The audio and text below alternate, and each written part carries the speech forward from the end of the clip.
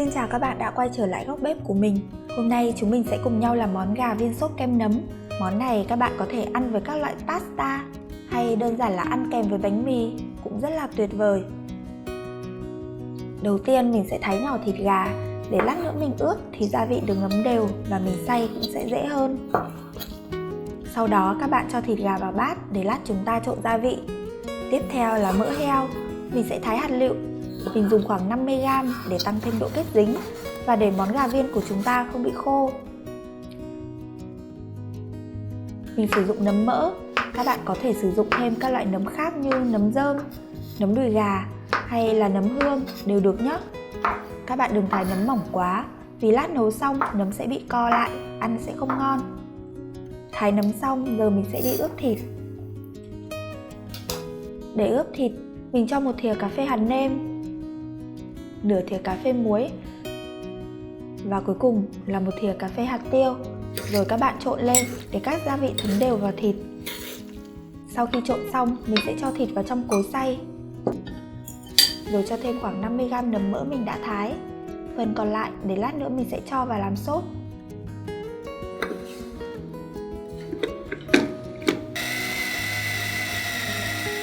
Sau khi xay xong, các bạn bê thịt thành những viên tròn, to nhỏ thì tùy thích. Các bạn nhớ xoa một chút dầu ăn vào tay để thịt không bị dính thì sẽ dễ làm hơn đấy. Bước tiếp theo chúng ta sẽ mang thịt đi chiên. Mình chờ cho dầu nóng rồi mới cho thịt vào nhé.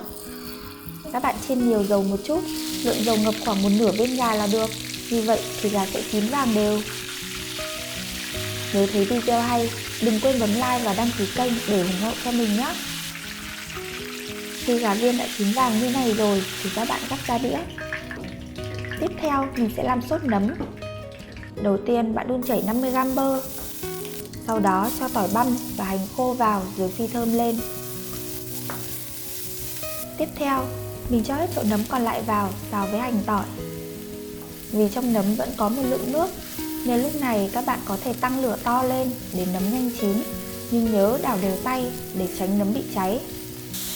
Đến khi nấm ngả xong màu vàng thì mình cho thêm 500ml nước dùng gà.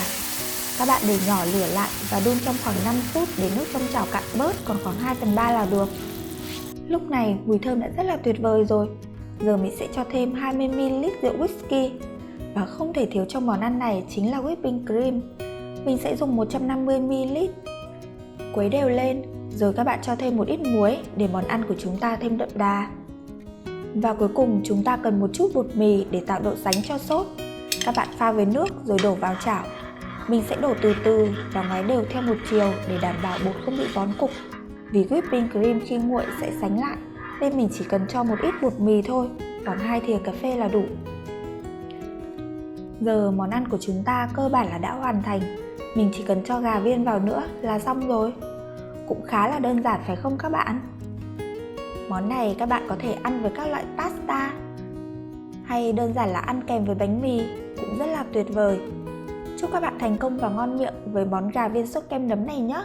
Xin chào và hẹn gặp lại các bạn trong các video sau.